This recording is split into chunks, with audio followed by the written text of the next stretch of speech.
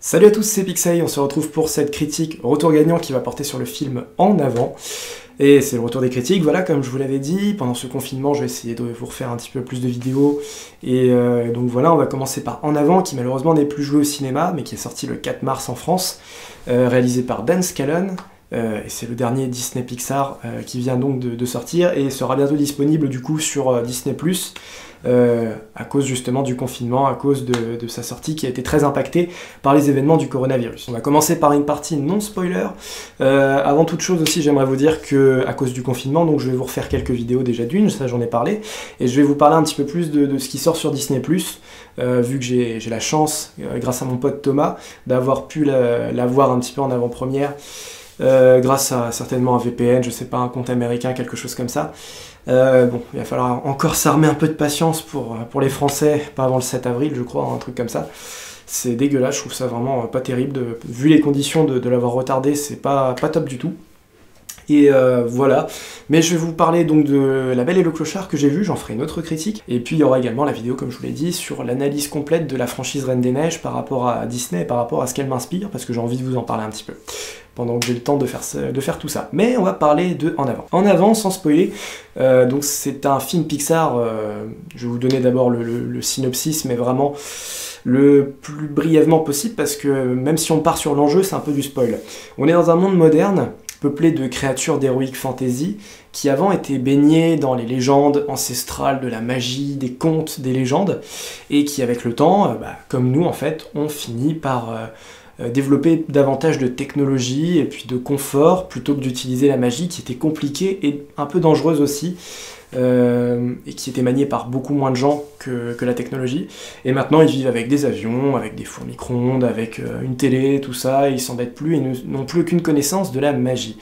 Et c'est dans ce contexte qu'une famille avec deux frères vont retrouver dans leur maison un énorme bâton, et un peu comme celui de Gandalf, hein, vous voyez, un bâton qui fait la taille d'un humain, qui appartenait à leur père qui maintenant est décédé.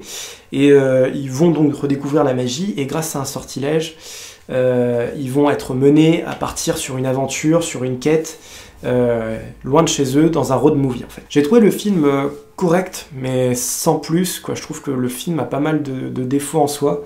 À commencer par le titre, moi je trouve, alors je pinaille un petit peu, et tout le monde s'en fout du titre, hein, voilà, mais En Avant, Onward, qu'est-ce que ça dégage? Je trouve que c'est extrêmement simple, c'est très très simpliste comme titre, ça n'a pas vraiment la sagesse ou la métaphore d'un Pixar.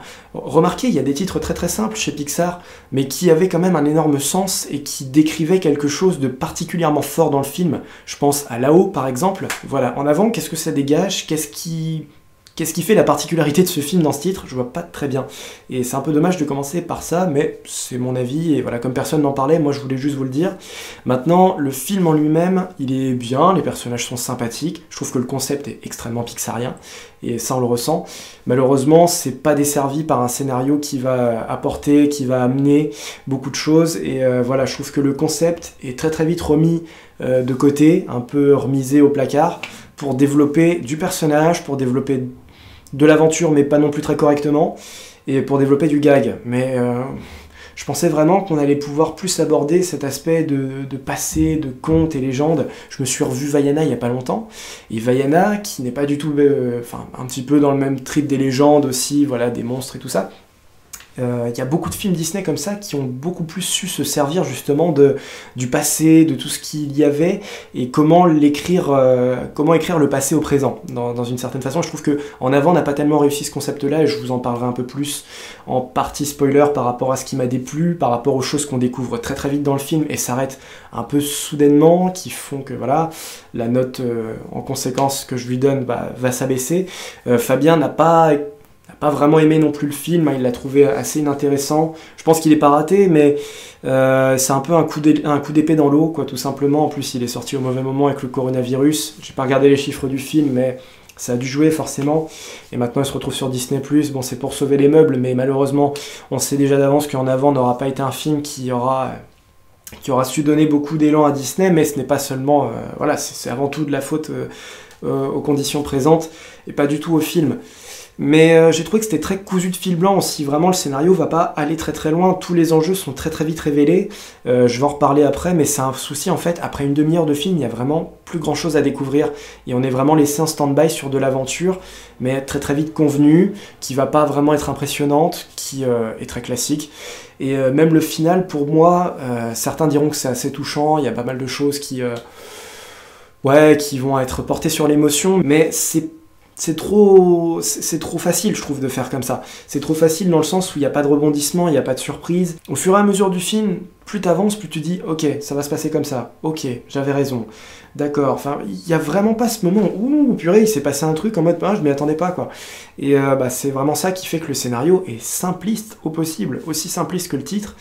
Et bon, maintenant, pour plus développer en détail, je vais devoir passer en partie spoiler, mais pour conclure sans spoil... c'est un Disney sympa, j'ai bien aimé les personnages et je crois que l'idée était plus intéressante que le film en elle-même. Et je parle avant tout de l'idée de mélanger magie et temps moderne. Je trouve que c'est un Disney très, très drôle aussi, il y a des trucs assez sympas, mais on a vraiment eu le minimum. Et voilà, encore une fois, je pense que c'est problème de calendrier avant tout.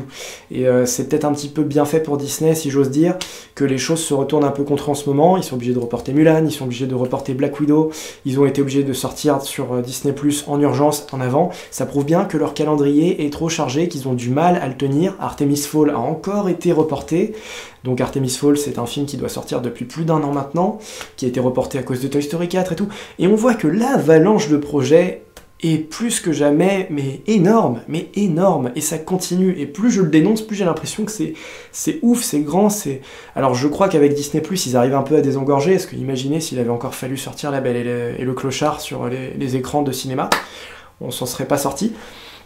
Mais là, vraiment, tout bouchonne, et avec le coronavirus, ça s'arrange pas, et on voit que des petits films comme En Avant, excusez-moi, je vais pas considérer En Avant comme une grosse super production Pixar et Disney qui ancrera le temps présent, malheureusement pour moi ce sera pas le cas, mais voilà, on se rend compte que tous ces petits films-là, ils sont pas assez travaillés, ils sortent au mauvais moment, ils sortent dans de mauvaises conditions, ils sont pas assez impactants, et en plus de ça, là c'est la merde quoi. Concrètement c'est la merde, donc il va peut-être falloir freiner un peu les projets, et mettre l'accent sur d'autres divisions Disney, il n'y a pas que les films, mais voilà ce que je pense en tout cas pour ma part. C'est un petit film sympa, mais voilà, qui en a payé le prix. On va passer en partie spoiler dès maintenant. Bon, ça fait un petit moment maintenant que plusieurs productions Disney en payent le prix justement de ces mauvaises sorties, etc. etc. Bon, pour continuer sur l'histoire, finalement, ils doivent ramener leur père à la vie grâce à un sortilège qu'ils ont trouvé et grâce à une pierre magique. Et ils ont commencé le sortilège, seulement ils ont besoin d'une deuxième pierre pour pouvoir l'accomplir à 100%, vu qu'ils ont uniquement ramené pour le moment le bas du corps de leur père. Et ils ont 24 heures pour retrouver la deuxième pierre et avoir l'autre moitié et profiter de leur père, puisque aussi le fait que ce soit associé à ça, la résurrection du père, c'est parce que le plus jeune, Yann, qui est aussi le sorcier parmi les deux, n'a pas connu son père. Tout simplement, il est décédé alors que sa mère était enceinte de lui, je crois, et Barley, son plus grand frère, n'en a pas beaucoup profité non plus. Il était extrêmement jeune quand leur père est décédé, donc ils y voient la possibilité de pouvoir avoir un peu plus de temps à passer, quelques heures avec leur père, et donc à s'entraîner sur un road movie qui est très classique, comme je vous l'ai dit, où ils doivent partir suivre une piste, une espèce de carte ancienne, je ne sais plus exactement, qui mènera jusqu'à la deuxième pierre, mais on a toujours une déconstruction magique qui m'a un peu gêné dans le film. C'est un peu dommage, chaque aventure qu'ils vont mener est très vite rattrapée par la modernité, par l'aspect contemporain de la chose, et je trouve que c'est intéressant de mélanger les deux, mais malheureusement pas aux dépens de la magie. C'est-à-dire que utiliser la magie c'est bien, mais par exemple vous voyez la dernière scène quand ils sont dans les grottes, et qu'il y a un cours d'eau qui se laisse porter, quand ils remontent et qu'ils sont au point de départ, ils étaient en fait dans les égouts de leur ville. Ouais quoi, moi je m'attendais plus à de l'univers un peu Indiana Jones, voilà, un peu mythologique et un petit peu mystique en même temps, et pas tellement, et même pas du tout j'ai envie de dire à certains égards. Quand on voit la fin avec le dragon, bon je pense que l'idée, et une petite critique que moi je vois comme ça en tout cas, qui est assez intéressante, de prendre les éléments bâtis par l'homme, bâtis par l'intelligence, et de les retourner contre lui, donc c'est pour ça que le dragon est en béton, et le dragon est pas tip-top, je trouve, en termes de design. Enfin, c'est intéressant, mais je trouve que ça amène pas encore de ce côté mystique et cette vraie réinvention. La magie n'y est pas. On n'est clairement pas sur un dragon type Peter et Elliot ou le dragon de La Belle au Bois dormant. Ici, on y voit plutôt un dragon qui est fait avec les éléments durs et froids de l'homme. Donc voilà, c'est la construction de l'homme qui se retourne contre lui. Comme ça que je l'ai vu, mais ça a quand même pas une belle gueule, enfin je sais pas, je trouve que c'est pas assez intelligent, pas assez intéressant pour le récit d'amener ce genre de truc qui pop un peu de nulle part, hein, voilà, c'était une malédiction dont on n'a pas du tout parlé au cours du film, hein, vous saviez, ça arrivait vraiment à la fin, on trouve la deuxième pierre et comme par hasard il y a une malédiction qui se déclenche, mais vraiment voilà quoi, ça manque d'écriture, c'est d'un classicisme à tomber par terre, quoi, vraiment où il y a plus du tout rien de réinventé finalement. Et au bout d'une demi-heure, parce que je pense que c'est vraiment le début du film qui est le plus intéressant, jusqu'au moment, on va dire, où il commence à se faire courser par les flics, là ça devient un peu moins intéressant. La découverte, au début, voilà, de se dire comment on en est arrivé justement à arrêter la magie, bon, c'est très très simpliste là aussi, hein. Le voyage d'Arlo avait un peu cette même idée, que se serait-il passé si les dinosaures n'avaient pas existé? Ouais, c'est pas vraiment une idée que t'as traitée à 100% dans le film, quoi, à part la rencontre avec un petit humain, mais ça s'arrête là. Là, c'est un peu le même problème. Magie et monde contemporain ont du mal à se mélanger, je trouve, alors que pourtant il n'y avait aucune raison que ça se passe comme ça. Mais on a vraiment tout découvert des personnages. Le bestiaire, qui est très intéressant, qui avait été subtilement amené, je trouve, dans la bande-annonce, est totalement découvert après une demi-heure de film. Mais il n'y a plus rien à voir après, toutes les créatures sont comprises, on a vraiment fait le tour, il n'y a pas de nouveaux personnages qui vont vraiment arriver, c'est un problème ça. Une fois que l'intrigue est partie, que le voyage est démarré, il y a très très peu de grandes rencontres de personnages, et justement d'un destin, d'un parcours, d'une aventure qui va être rythmé par des rencontres. C'est uniquement aller d'un point A à un point B, du paysage, et je trouve que c'est quand même dommage, parce que justement, c'est pas assez enrichi. Pour le concept du film, on a affaire à une espèce de World of Warcraft pour enfants, et justement, on n'a pas le World of Warcraft, on n'a pas d'autres, je sais pas, d'autres pays, d'autres tribus, d'autres créatures. Vraiment, on voit une ville, et toutes les créatures qu'on voit sont dans cette ville dès le départ. Il y a des espèces de sirènes, alors vraiment au second plan, il y a les centaures, donc Barney et Yann, c'est des espèces de trolls, je dirais, des trucs comme ça, ou voilà, des espèces d'orques peut-être, j'en sais rien, ou d'elfes, tout simplement, ils ont plus la tête d'elfes maintenant que j'y pense, et c'est tout, voilà, mais c'est vraiment pas garni d'un univers enrichi par des décors spéciaux, vraiment aboutis pour le film, des trucs d'heroic fantasy tels qu'on peut le voir dans Harry Potter, dans Le Seigneur des Anneaux, tout ça. Ce film, enfin tous ces films-là n'ont rien à envier à En Avant, et pourtant En Avant s'en inspire beaucoup, mais pas avec assez de cœur, je trouve, en tout cas pour ce qui est de l'image. C'est pas non plus du Pixar qui aura révolutionné les choses, et je l'ai vu, je dois dire, comme n'importe quelle autre production venant d'un studio concurrent. J'ai vu ça comme du DreamWorks, j'ai vu ça comme du Blue Sky, comme Abominable, comme Rio, comme Dragon, et j'ai pas vu cette touche. Là je me suis vraiment dit, et c'est quand même dommage, et ça fait plusieurs fois que je m'en rends compte, mais là c'est vraiment avec En Avant que j'ai eu la confirmation que Pixar, cette fois-ci, n'a pas travaillé comme des leaders.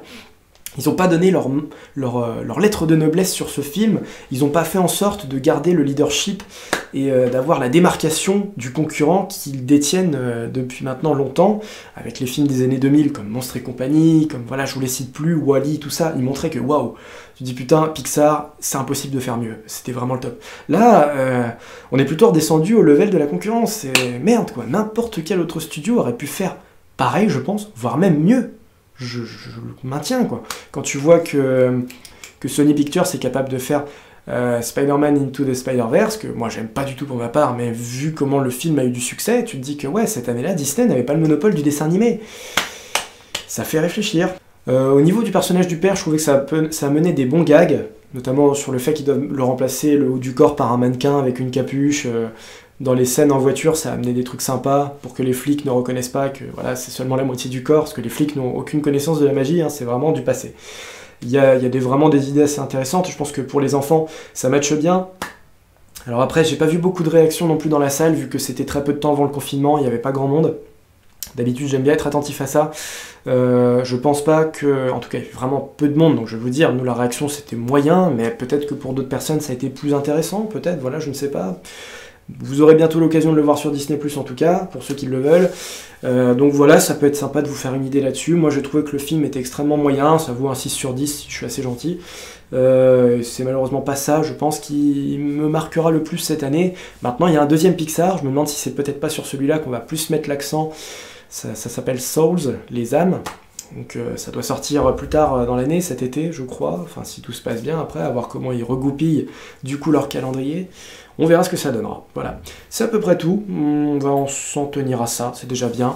Et je vous dis à très bientôt pour d'autres critiques. Voilà, donc comme je vous l'ai dit, La Belle et le Clochard, peut-être Mandalorian. Mais tout d'abord, il y aura la vidéo d'analyse sur La Reine des Neiges, comme je vous l'ai dit. Et puis voilà, avant de pouvoir ressortir, avant de pouvoir faire d'autres choses, on va déjà s'occuper de tout ça. Voilà. Merci à vous d'être présents. Et puis n'hésitez pas à vous abonner, à liker. Et puis on se retrouve très bientôt. Je vous tourne tout ça très vite. Et voilà, à la prochaine et salut à tous.